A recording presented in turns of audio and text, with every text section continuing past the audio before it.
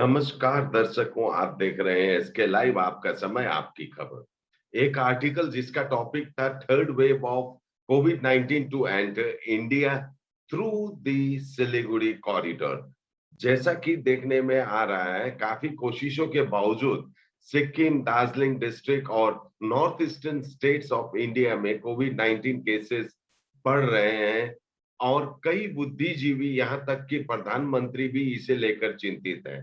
इन्हीं सभी बातों पर बात करेंगे सीनियर जर्नलिस्ट पराग विश्वास से, जिन्होंने यह आर्टिकल लिखा जो आप स्क्रीन पर देख रहे हैं और यह आज सोशल मीडिया में वायरल हो गया है। स्वागत है पराग जी आपका। इस आर्टिकल के बारे में बताइए, किस आधार पर आप यह दावा कर रहे हैं, हमारे दर्शकों को कुछ जरा बताइए।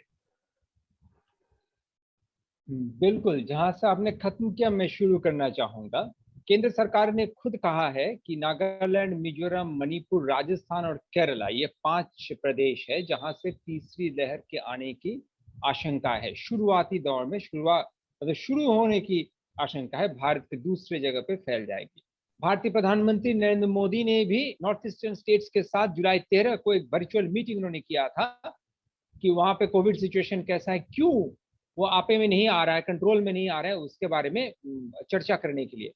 और दार्जिलिंग जिला का आपने बोला, मैं बता दूं दर्शकों को कि 38 से लेके 82 केसेस हो चुके हैं। हाँ बिल्कुल बढ़ा है, मतलब एक जगह पे प्लेटो में अभी नहीं है, बढ़ भी रहा है, कभी कभी बाउंस बैक किया है। जैसे कि जुलाई 18 से जुलाई 24 में 38-22 केसेस थे। बंगाल में भी बढ़ोतरी हुई है, 666 से लेके 19 जुलाई के 666 से लेके 793 तक पहुंच चुका है जुलाई 22 तक, जहां तक कि आंकड़ा हमारे पास उपलब्ध है इस समय। अब आते हैं कारण पर। तो लोग ये पूछ सकते हैं कि राजस्थान और केरला को भी तो इंक्लूड किया गया है, सेंटर ने कहा है कि राजस्थान और केरला से भी तीसरा लहर आ सकता है। हाँ बिल्कुल, लेकिन राजस्थान और केरला वो प्रदेश थे जहां पर 80% लोग दूसरे वेव में पहले 1 महीने में इन्फेक्टेड थे। और वहां पे अगर हम देखें तो फरवरी से अप्रैल तक नॉर्थ ईस्ट सिक्किम में बिल्कुल इफेक्टेड नहीं थे वहां के लोग। वहां पे बहुत अच्छे तरीके से एसओपी फॉलो हुई थी, खास करके अप्रैल से जून तक भी। लेकिन जैसे ही धीरे धीरे सारे सब कुछ ओपनिंग शुरू हुआ, तो वहां पे अछूते लोग जो इम्यूनिटी डेवलप नहीं थे जिनके, डेल्टा वेरिएंट के खिलाफ, ये समझना पड़ेगा, क्योंकि पहले वाला जो वेरिएंट था वो डेल्टा वेरिएंट नहीं है, वो तो ओरिजिनल वेरिएंट है सार्स कोविड का। तो डेल्टा वेरिएंट में एक्सपोज हो गए बहुत सारे लोग। ये एक कारण है कि वहां पे अभी भी चल रहा है, तो वहां से बाउंस बैक हो सकता है नया कोई वेरिएंट आया तो। और केंद्र सरकार ने कहा है कि केरला और राजस्थान में हर्ड इम्यूनिटी काफी हद तक बेहतर स्थिति में है, और वहां पे बेहतर स्वास्थ्य व्यवस्था भी है। जैसे कि देखिए, केरला में 15,000 मामले आ रहे हैं रेगुलर, लेकिन मृत्यु दर सिर्फ 0.3% है। ये गौरतलब है, बहुत गौरतलब है। और हाई पॉजिटिविटी रेट अगर आप देखते हैं, आप टेस्ट पॉजिटिविटी रेट जिसको हम कहते हैं टीपीआर, तो 10 से ज्यादा, 10 के ऊपर इस समय सिक्किम और मेघालय में है। लोग कह रहे हैं 97 डेल्टा केसेस आ रहे हैं, इसका कोई अर्थ नहीं है अभी कहना, क्योंकि ये सीक्वेंसिंग हुआ है, इसीलिए पकड़ में आया है, नजर में आया है। सेकेंड वेव में जो कुछ भी हुआ है वो डेल्टा की वजह से ही हुआ है, वो डेल्टा का ही आशीर्वाद था, ये अभिशाप था, कुछ भी कह लीजिए। तो यहां से हम देखते हैं कि नॉर्थ ईस्टर्न स्टेट में अचानक अनलॉक, मैंने बोला कि लोग बाहर आ गए, उस तरह से क्या हुआ, अभी इम्यूनिटी वहां पे नहीं है, मतलब रोग प्रतिरोधक क्षमता वहां पे नहीं है, इसलिए धीरे धीरे वहां पे बढ़ते जा रहा है। और वहां के राज्य में, खास करके त्रिपुरा को छोड़ के, वैक्सीनेशन उस तरीके से पर्याप्त रूप से हुआ नहीं है। और सबसे ज्यादा, ये आखिरी पॉइंट है, हमारा तर्क है, जिसके बिना पे हमने ये आर्टिकल लिखा भी था और विशेषज्ञ ने भी कहा था कि सबसे ज्यादा पर्यटन स्थल जो टूरिस्ट डेस्टिनेशन है, वो देख लीजिए नॉर्थ ईस्टर्न स्टेट्स, सिक्किम और दार्जिलिंग जिले में है। ये जो चिकन नेक, सिलीगुड़ी की चिकन नेक से लेकर एकदम बर्मा के बॉर्डर तक, म्यांमार के बॉर्डर तक जो है, इतना बड़ा विस्तार किया हुआ इलाके में इतने सारे पर्यटन स्थल के कंसेंट्रेशन एक जगह पे कतई आपको हिंदुस्तान में मिलेगा। और पर्यटन स्थल में से क्या हो रहा है कि लोग आ रहे हैं यहाँ पर, मान लीजिए केरला के आदमी आए हैं, कोई 2 लोग संक्रमित है, एसिम्टोमेटिक है या माइल्ड सिम्टोमेटिक है, वो अरुणाचल प्रदेश में देके जा रहे हैं वायरस। अब अरुणाचल प्रदेश का बंदा फिर बिहार के बंदे से उसका इंटरेक्शन हो रहा है, क्योंकि नेक्स्ट रूम में होटल में बिहार का बंदा है। तो ये इसीलिए हम कह रहे हैं कि थर्ड वेव का जो एक्सप्लोजन है वो इन सब राज्यों से, दार्जिलिंग जिले और सिक्किम से हो सकता है। यही तर्क है मुख्यतः, जिसके आधार पे हम ये कह रहे हैं कि there is a high possibility of the third wave coming through the northeastern region and through the Siliguri corridor. Okay sir, अब इसी थर्ड वेव के हिसाब से ही बात करें, कल ही सिक्किम में एक रिपोर्ट जारी हुई थी।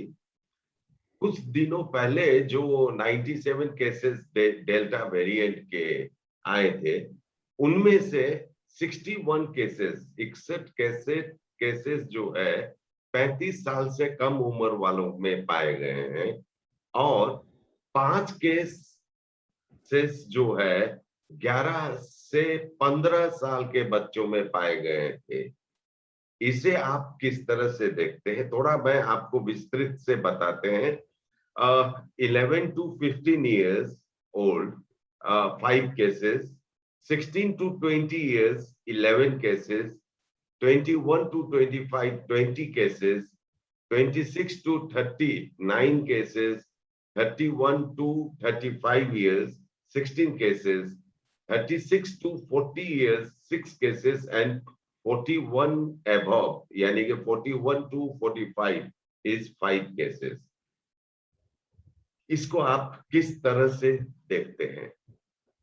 देखिए, मैं आपको बता रहा हूँ सुमानी जी, मैं आपको बताना चाहूंगा कि जैसा आपने आंकड़ा दिया, हम देख रहे हैं कि 41 प्लस के जो लोग हैं सिर्फ 5 इन्फेक्टेड है। जाहिर बात है, क्योंकि 41 प्लस को वैक्सीनेशन ज्यादा मिला है और बहुत सारे लोग, बुजुर्ग लोग जो है संक्रमित हुए, तो या फिर उनको संक्रमित होने की वजह से उनके अंदर एंटीबॉडी पैदा हो गया है, या फिर 2 डोज कंप्लीट करने की वजह से एंटीबॉडी पैदा हो गया, क्योंकि 45 से अबव एज के जो ग्रुप के लोग हैं उनको वैक्सीनेशन दिया जा रहा है मार्च के पहला तारीख से, उस माह से दिया जा रहा है। तो काफी लोग ऑलरेडी एंटीबॉडी उसमें हो गया है। और ये बार बार कहा जा रहा है कि तीसरी लहर में बच्चे ज्यादा संक्रमित होंगे, तो उसका ट्रेंड शायद हम थोड़ा सा यहाँ देखना शुरू कर चुके हैं। सरकार ने खुद कहा है, मैं आपको बताना चाहूंगा कि 11% ऑफ कोविड केसेस जो इंडिया में हुआ है वो 20 या 20 साल से कम उम्र के लोगों को हुआ है, मतलब बच्चे को ज्यादा हुआ है, और बच्चे एसिम्प्टोमेटिक रह रहे हैं। ये बहुत खतरनाक बात है। क्यों, मैं एकदम ब्रीफली आपको बता देता हूं। क्योंकि बच्चे संक्रमित कर रहे हैं अपने आसपास के लोगों को, लेकिन वो खुद एसिम्प्टोमेटिक रह रहे हैं। हैरान की बात यह है कि आईसीएमआर द्वारा चिल्ड्रन पे, बच्चों पे एक सर्वे हुआ था कुछ हफ्ते पहले। वहां पे देखा गया, जो सैंपलिंग किया गया था, वहां पे 69% बच्चे में एंटीबॉडी है। इसका मतलब उनका तो वैक्सीनेशन नहीं हुआ है। इसका मतलब कहीं ना कहीं, कभी ना कभी, किसी ना किसी तरीके से वो संक्रमित हुए हैं। और बच्चे, बहुत बड़ा चुनौती है, आरटीपीसीआर टेस्ट करने नहीं देते हैं, क्योंकि वो स्वैब जो लिया जाता है नाक से या गले से, उनको बहुत दिक्कत होता है, रोना शुरू करती है। इसीलिए कोई एक नया तरीका ढूंढना चाहिए, और ढूंढे भी जा रहे हैं, जिससे उनका टेस्ट होनी चाहिए। और आखिर में मैं ये कहना चाहूंगा, सिक्किम का स्थिति भी बिल्कुल चिंताजनक है, क्योंकि हम देखिए, थर्ड वेव सिक्किम से आ रहा है, यहां से आ रहा है। क्यों हम बोल रहे हैं? इसको अब जोड़िए, दोनों तार को। कहा जा रहा है थर्ड वेव बच्चों में ज्यादा होगा। हम सिक्किम के आंकड़े को अगर देखते हैं तो देख रहे हैं कि डेल्टा वहां पे बहुत भारी मात्रा में दिख रहा है, और दिख रहा है कि बच्चे ज्यादा संक्रमित हो रहे हैं। क्या ये संकेत है कि वहां से या आसपास के प्रदेशों से ही तीसरी लहर भारत में घुसेगी? इस पर एक सवाल या निशान यहीं से लग रहा है। और आखिर में मैं कहना चाहूंगा, MIS, मल्टी इंफ्लेमेटरी सिंड्रोम, जो सबसे खतरनाक हो सकता है, जिसके बारे में बुजुर्ग जो है घर के और जो अभिभावक है उनको सतर्क रहना है। क्योंकि MIS ऐसा एक रोग है जो बच्चों को होता है, जो कोविड से रिकवर हो रहे हैं। कई ऐसे केसेस आ रहे हैं कि जहां पे बच्चे को कोविड हो गया है।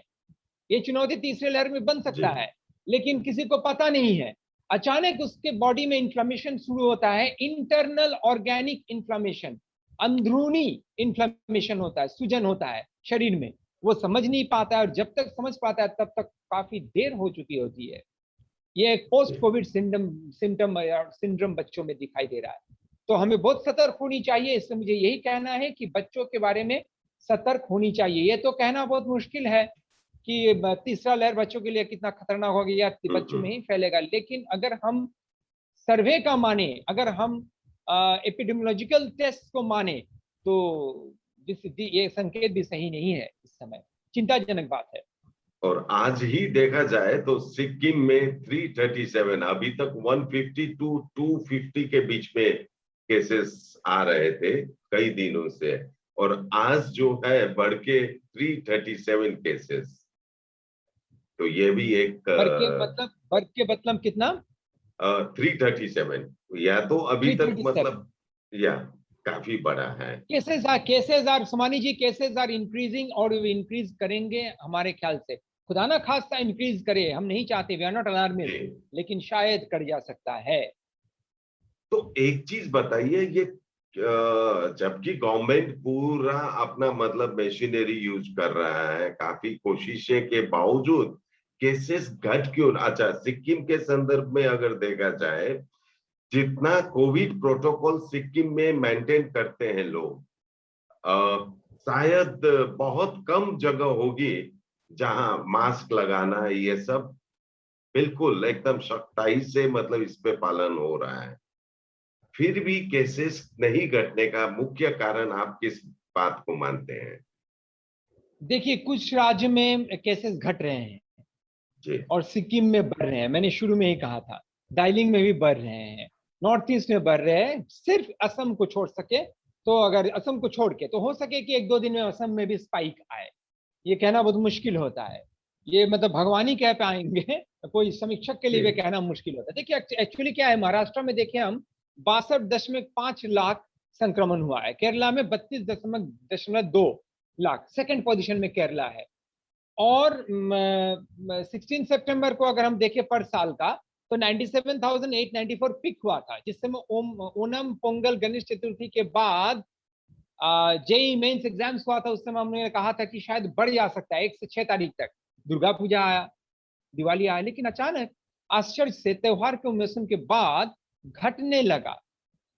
अब ये जो रेस्ट्रिक्शंस है, जहां पे लोग अच्छा लगा रहे हैं वहां पे पॉजिटिव हो रहा है, लेकिन क्या हो रहा है, शायद टू सम एक्सटेंट अभी ये सोच रहे हैं, जो शोधकार है वो सोच रहे हैं, शोध हो रही है इस पर, कि शायद अचानक जो छूट दी जा रही है, एसओपीज मानी जा रही है, शायद एसओपीज के बाद शायद उनमें उतना इम्यूनिटी पैदा नहीं हो रहा है, और वैक्सीनेशन ड्राइव में समानता नहीं आई है।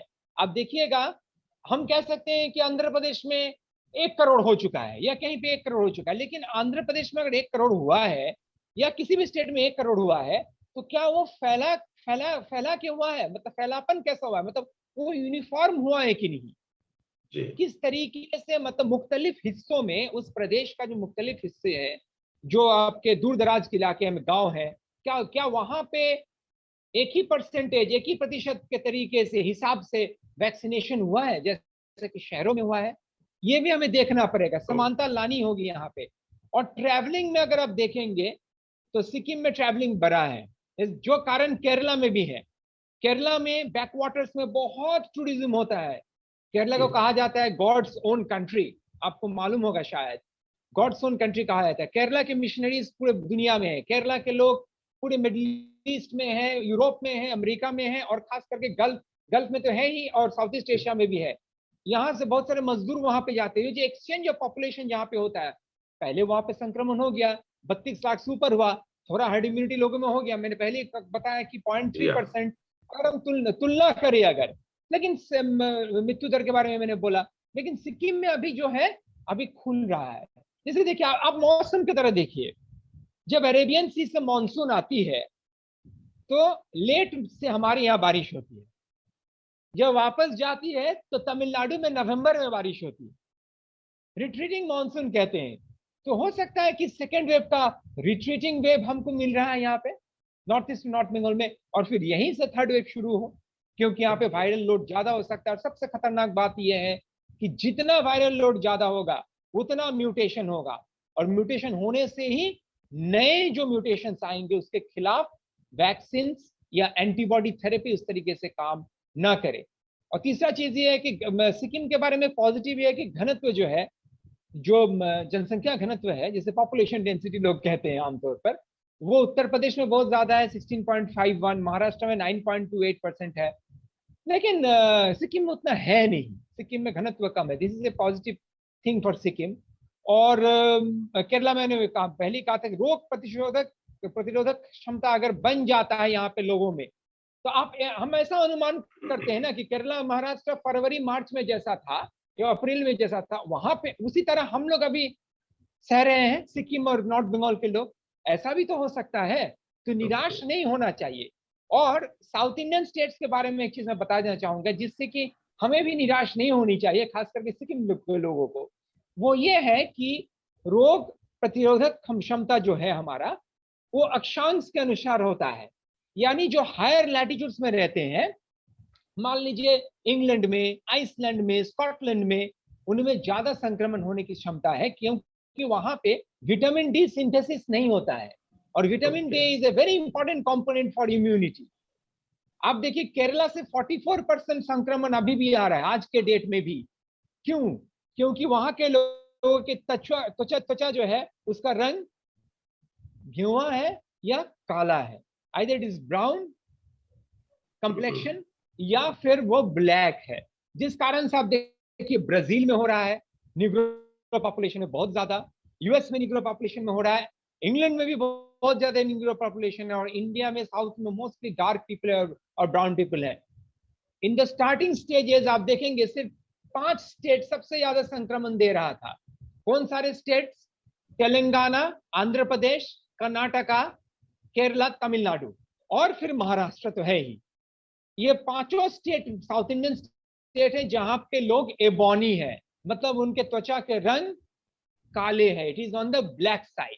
वो सिंथेसिस नहीं कर सकते हैं क्योंकि मेलानिन जो पिगमेंट है वो डार्क स्किन का सिंथेसिस उस तरीके से नहीं कर सकते। ये एक बहुत बड़ी पहलू है जिस पे शोध होनी चाहिए, और हमें बहुत खुश होनी चाहिए क्योंकि ज्यादातर लोग हमारे यहाँ के दे आर वेरी फेयर, तो इसमें अच्छा एक दिशा है। लेकिन थर्ड वेव आने का अंदेशा बहुत ज्यादा है, और सिक्किम में मैं समझता हूँ इसलिए बढ़ रहा है क्योंकि वही रिट्रीटिंग वेव हमारा इस तरीके का हालत कर रहा है। Okay sir. अच्छा, पराग जी, देखा गया है आप कोविड को लेकर काफी स्टडी कर रहे हैं। ओके, तो हम आपसे यह जानना चाहेंगे कि आपने कहा डबल वैक्सीन की बात जिक्र की थी।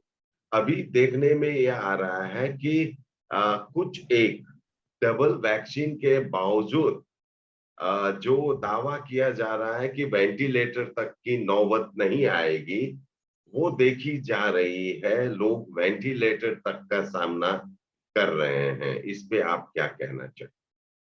बिल्कुल, सबसे पहले आपसे एक आंकड़ा साझा करना चाहूंगा मैं। सबसे पहले बिल्कुल फरवरी के शुरू से लेके मार्च के शुरू तक जो शोध किए गए थे वैक्सीनेटेड लोगों पे, उससे ये पाया गया था कि कोवैक्सीन 0.4% लोगों में हो सकता है संक्रमण, 0.04% लोगों में, और कोविशील्ड 0.03% लोगों में री-इन्फेक्शन हो सकता है। और वो री-इन्फेक्शन हो सकता है काफी लोगों में, लेकिन वो सिवियर होगा, वेंटिलेटर और आईसीयू तक पहुंच जाएगा। 0.03 in case of Covishield, 0.04 in case of Covaxin. तो ये जो है, आई एम सॉरी, जस्ट उल्टा दीजिए, 0.04 in case of Covaxin and 0.03 in case of Covishield. तो ये आंकड़ा आया था, सरकार ने खुद साझा किया था लोगों से, वो कारण है। और मैं दूसरा चीज ये कहना चाहूंगा कि वैक्सीन पूरी तरह आपको सुरक्षित नहीं कर पाएगी, ये तो बताया जा रहा था सर। 321 दिनों में ये हुआ है, 381 दिनों में ये हुआ है, 381 डेज में वैक्सीन का इन्वेंशन, डिस्कवरी और मार्केट ट्रायल आ गया। It is amazing. इतिहास में ऐसा कोई मिसाल नहीं है कि इतना जल्दी, इतने कम समय में, सिर्फ 381 डेज में कोई वैक्सीन मार्केट तक और हमारे तक आ गया कि हम शॉट ले सके पहला। This is amazing, this amazing. Thank God to our doctors, खास करके सारे गिलबर्ट को मैं श्रेय देना चाहूंगा जिन्होंने इबोला में वैक्सीन का भी जांच की थी ऑक्सफोर्ड के। और एक चीज हमें याद रखनी होगी कि ये इमरजेंसी यूज ऑथराइजेशन है सुमानी जी, मैं दर्शकों को कहना चाहूंगा ये इमरजेंसी यूज ऑथराइजेशन है, मतलब ये अब भी पोस्ट मार्केटिंग ट्रायल की स्थिति में है। अपनी लिमिटेशंस है, इस वैक्सीन का लिमिटेशंस है। जैसे कि देखिए पहले कहा जाता था कि 28 दिनों के बाद सेकेंड डोज कोविशील्ड का, फिर बना छठा हफ्ता, मैं खुद लिया हूं छठा हफ्ता के बाद सेकंड डोज अप्रैल 6 में, और was the second dose of mine, और 84 डेज अभी कहा जा रहा है कोविशील्ड का। सबसे चिंताजनक बात यह है कि सिर्फ 8% को लगा है। जितने ज्यादा लोगों को लगेगा उतना ज्यादा हर्ड इम्यूनिटी पैदा होगा, चेन ब्रेक होगा। मैं वैक्सीन लिया हूं, 50 लोग मेरे आसपास वैक्सीन नहीं लिए, तो वायरल लोड तो ज्यादा होगा, तो मेरे इन्फेक्टेड होने का चांसेस ज्यादा है। ओके। और हो सकता है कि मेरा अगर ज्यादा इन्फेक्टेड लोड हो जाए तो ऑक्सीजन का भी जरूरी हो सकता है, जरूरत पड़ सकता है। जैसे गुलेरिया जी ने कुछ ही दिन पहले उन्होंने कहा है कि कोविड का बूस्टर डोज आनी चाहिए, और शायद इस साल के अंत तक बूस्टर डोज आ जाएगी। अब देखिए मजा कहां पे है, 8% अभी तक हमने डबल डोज दे पाए हैं। अगर मान लीजिए जो लोग वैक्सीनेशन लिए हैं, हेल्थ वर्कर्स और 45 प्लस के लोग, जनवरी फरवरी मार्च में जिनका सेकेंड डोज फरवरी के 7 या 8 तारीख को हो गया है, उनका छठा महीना आने वाला है। पहले कहा जा रहा था बिल्कुल कोविशील्ड की तरह कि 6 महीने के बाद there will be a decline in the amount of antibody in your body, मतलब जितना एंटीबॉडी आपके बॉडी में है उसमें गिरावट होगा, धीरे धीरे वो गिरावट होते रहेगा, ग्राफ नीचे जाएगा। अभी कहा जा रहा है कि 9 से 12 महीना। अब देखिए अगर तीसरा लहर अक्टूबर में आता है हाँ जी। तो आपके पास फिर you are back to zero, क्योंकि आपके पास पूरा वो पॉपुलेशन होगा, नया एक पॉपुलेशन आ जाएगा। मतलब आप 20% को वैक्सीन किए हैं, वैक्सीनेट किए हैं, उसमें से बाकी 10% को आप जब वैक्सीनेट करने जाएंगे उस दरमियान पीछे का जो 20% है उसका पहला 10% जिसको आपने वैक्सीन किया था वो फिर कतार में खड़ा हो जाएगा कि भाई हमको बूस्टर डोज लगाइए, क्योंकि हमारा एंटीबॉडी तो खत्म हो रहा है। तो ये वे नहीं है, वे जो है हमको बचने का। और सबसे महत्वपूर्ण चीज ये है कि डेल्टा प्लस, मैं आपको बता दूं, delta plus monoclonal antibody therapy जो है उस पर बेअसर है। इसका मतलब वो अगर लैम्डा और कापा का भी कहर आ जाता है डेल्टा प्लस के साथ, कपा और लैम्डा का अगर आ जाता है तो ये आपका एंटीबॉडी को डिफीट कर सकता है, बाईपास कर सकता है। मतलब वैक्सीन का एंटीबॉडी को भी, मतलब वैक्सीन जो हमारे अंदर जो एंटीबॉडी बनाया जा रहा है आरएनए से बोलिए, सभी यूनिट वैक्सीन बोलिए, या किल्ड एटेन्यूएटेड वैक्सीन बोलिए, जो भी वैक्सीन फॉर्म है, कोविशील्ड है, फाइजर है, तरह तरह की टेक्नोलॉजी में बनते हैं वैक्सीन। कोई सब यूनिट बनता है, कोई आपका किल्ड एटेन्यूएटेड बनता है, कोई डेड बनता है, कोई आपका आरएनए पे बनता है। तो ये तरह तरह के वैक्सीन है जो बनते हैं। तो क्या ये हो पाएगा? मैं समझता हूं कि herd immunity has a huge role to play. Vaccine में भी हर्ड इम्यूनिटी जब तक नहीं बन रहा है, जैसे कि देखिए इंग्लैंड में मैं बता दूं आपको, फ्रीडम डे उन्होंने सेलिब्रेट किया जुलाई 19 को। मैं आपको बता रहा हूँ हैरान की बात, मैं साझा भी करना चाहूंगा दर्शकों के साथ। I would like to draw the attention to this. 17 जुलाई को 50,250 था संक्रमण इंग्लैंड में। 19 जुलाई को उन्होंने मास्क छोड़ दिया, सारा सिटीजन, सारे रेस्ट्रिक्शंस उठा दिए। जुलाई 24 का संक्रमण कितना है आपको मालूम है? 28,458। There is been a fall off, गिरावट हुआ है 43%। 43% गिरावट हो गया है। हम ये नहीं कहेंगे कि आप मास्क इंडिया में छोड़ दीजिए, क्योंकि हमारी यहाँ डेंसिटी ऑफ पॉपुलेशन बहुत ज्यादा है।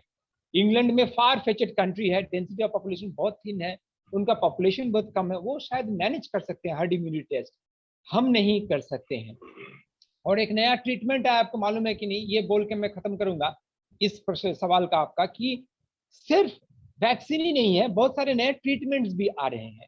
जैसे कि आपका मान लीजिए 2DG डेक्सोग्लूकोज जो आया है, वो हमारे मतलब एकदम इंडियन आयुर्वेद पर आधारित है कि 2 मॉलिक्यूल ग्लूकोज का दिया जाए, और जिस ग्लूकोज मॉलिक्यूल पे वो सर्वाइव करता है, रिप्रोड्यूस करता है वायरस, कोरोना वायरस, उसको चीट किया जाए। कहा जा रहा है चीट द चीटर, क्योंकि मान लीजिए कोई चूहा मारने का दवाई अगर आप आटे के साथ घुल देते हैं और मिला के रख देते हैं, तो वो समझेगा कि आटा खाने जा रहा है, आटा के महत्व से जाएगा, लेकिन वहां पे उसका नाश होने वाला, उसका खत्म होने वाला है। इस तरीके का बहुत सारे, निराश होने की जगह नहीं, इस तरीके के बहुत सारे थेरेपीज आ रहे हैं। सो ऐसा नहीं है, और वैक्सीन हमको लगाना ही है, क्योंकि कुछ हद तक मतलब वैक्सीन ऐसा हीरो है कि लास्ट सीन में वो मार तो खाएगा, लेकिन मार खा के अंत तक वो विलेन का खात्मा करेगा।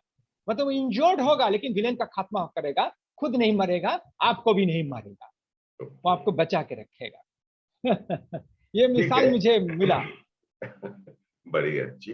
अच्छा, एक आखिरी सवाल आपसे लेते हैं। बिल्कुल। कोविड थर्ड वेव यानी कि तीसरी लहर का आना क्या भारत में पक्का है आपके हिसाब से? अगर, अ, और मैं कंटिन्यू करता हूं, या आप समझते हैं कि इसे रोकने की कहीं कोई गुंजाइश है, रोका जा सकता है? इस पे जरा बताइए। देखिए, तीसरी लहर अनिवार्य है इसलिए कहा जा रहा है, कोई कारण नहीं है, क्योंकि आप अगर स्पेनिश फ्लू को देखें 1918 साल से लेकर 1920 साल तक का, 1918 टू 1920 का जो स्पेनिश फ्लू है, 100 साल बिल्कुल एकदम 100 साल पीछे का, एग्जैक्टली, वहां पे अजी। हम लोगों ने देखा है कि ग्राफ जो है वो 3 लहरें आई थी मुख्यतः। हिंदुस्तान में बहुत सारे मौत हुई थी उस समय, रिकॉर्डेड और अनरिकॉर्डेड। तो तीसरा लहर उतना डेंजरस नहीं था, उसका पिक उतना हाई था, संक्रमण स्तर उतना नहीं हाई था जैसा दूसरे लहर का, यही एक्सपर्ट भी कह रहे हैं उसी ग्राफ की तरफ देखते हुए। लेकिन पहले पहले लहर से ज्यादा था, मतलब मीडियम था, it is between the first and the second wave. मैं एक छोटा सा चीज आज शेयर करना चाहूंगा यहाँ पे। ये अगर मैं शेयर करूं तो आप समझ पाइएगा कि तीसरी लहर को हम रोक सके या नहीं। झारखंड का एक जनजाति है जिसका नाम है ताना भगत। ताना भगत शिष्य है जात्रा ताना भगत का। यहाँ पे करीब 23,000 लोग हैं, करीब 4,000 फैमिलीज है इनके। और ये ताना भगत गांधीन फिलोसॉफी पे, मतलब गांधी के बताए गए मार्ग पर और सिद्धांतों पर चलते हैं, गांधी जी के बताए गए। इनका खुद का गांव है, कई गांव है जहां पे ये रहते हैं झारखंड में।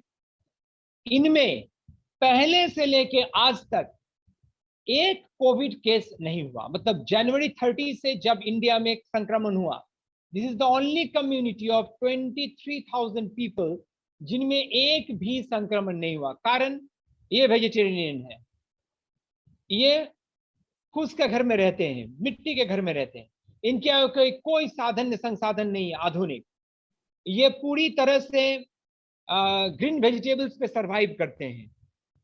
यहां तक कि ये बाहर जाते हैं तो अपना खाना खुद पकाते हैं लकड़ी से। और ये सारे लोग पूरे कोविड प्रोटोकॉल को जब इनके गांव में जाके बताया गया स्वास्थ्य कर्मी द्वारा, इन्होंने एकदम पत्थर पे लकीर के जैसे हर उस शब्द को भगवान के जैसा उन्होंने माना। और बहुत गर्व की बात है कि इनका खुद का कोई भगवान उस तरीके से है नहीं, ये भारतीय तिरंगा को अपना भगवान मानते हैं।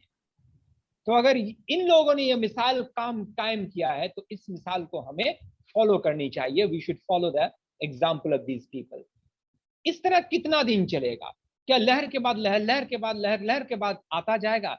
हमें सोचना है। देखिए, बचपन में हमसे कहा जाता था, आज मैं दूसरे तरीके की बात करना चाहूंगा थोड़ा सा, पढ़ोगे लिखोगे बनोगे नवाब, खेलोगे कूदोगे होगे खराब। हम खुद अपने बच्चे को नसीहत दे देंगे, बेटा ठीक से पढ़ो।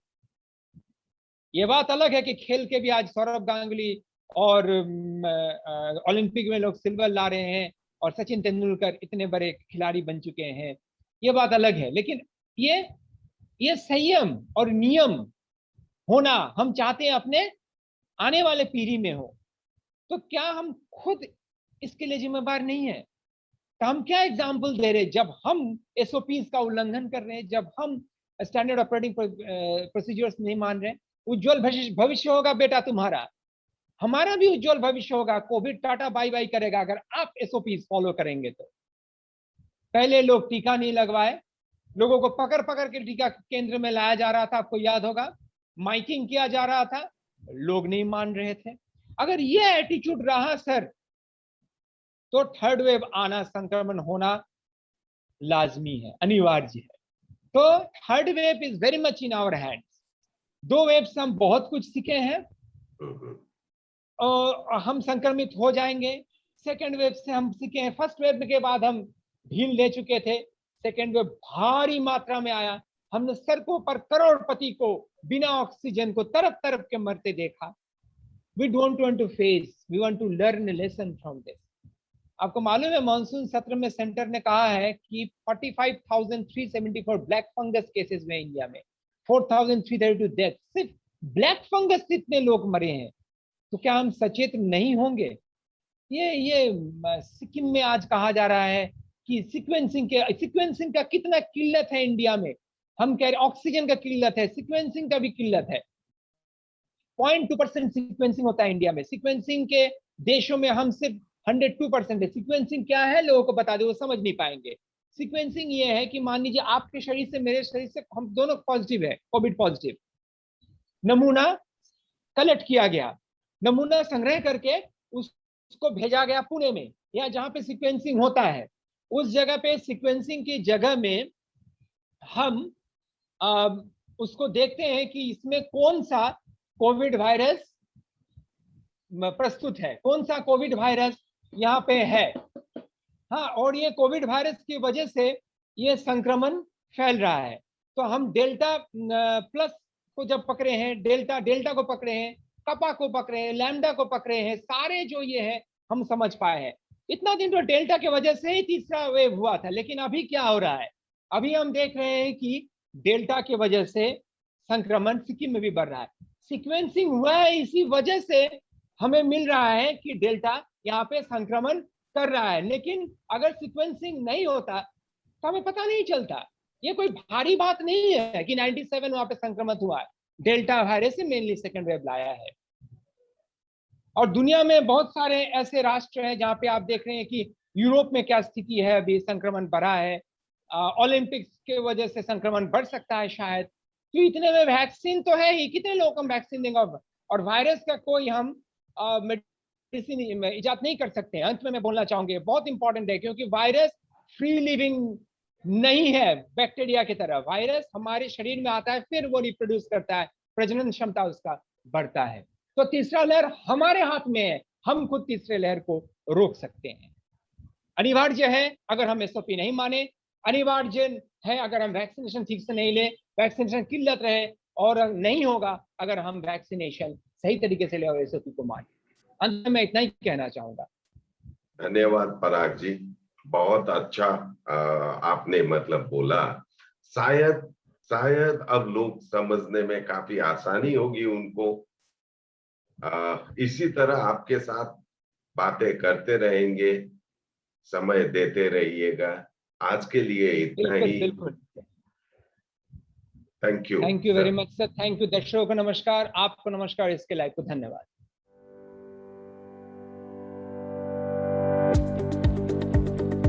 सिक्किम मणिपाल फिजियोथेरापी कलेज सिक्किम मणिपाल विश्वविद्यालयमा 2021 को निम्ति भर्ना खुलेको छ। पाठ्य विषय अन्तर्गत बीपीटी एवं एमपीटी रहेको छ। योग्यताको आधारमा भर्ना लिनेछ। योग्य विद्यार्थीहरूका लागि स्कलरशिपको प्रावधान पनि उपलब्ध छ। छिटोभन्दा छिटो आवेदन गर्नुहोला। विस्तृत जानकारीका लागि www.smu.edu.in मा लगइन गर्न सक्नुहुनेछ।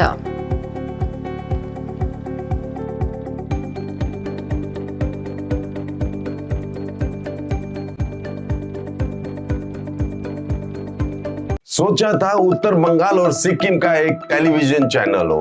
हर्ष होता है आज उत्तर बंगाल के पहाड़, दार्जिलिंग जिला या कालिम्पोंग या फिर हो सिक्किम, हर जगह हर ग्राउंड चैनल हैथवे, सीसीएन या एनएक्सटी डिजिटल हर सेटअप बॉक्स पर अपना 24 घंटा चैनल चल रहा है। मूल मंत्र बढ़ाने का व्यापार, पहाड़ के कस्टमर से प्यार। इस्लामपुर से लेके जलपाईगुड़ी साथ ही सिलीगुड़ी में भी हैथवे और सिटी केबल में 24 घंटा चैनल, फेसबुक और यूट्यूब में भी है। जब एसके लाइव का हो साथ तो चिंता की क्या बात। Advertise your products and services with SK live. Are you in an emotional pain?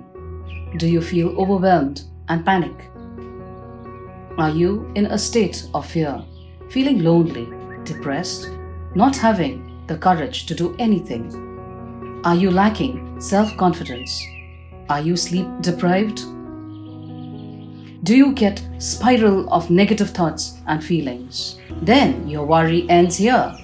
For more information and to book an appointment, contact us at Let's Heal Consulting, Contact number 8369197180. City Center Mall, Block G, Office number 426, Siliguri.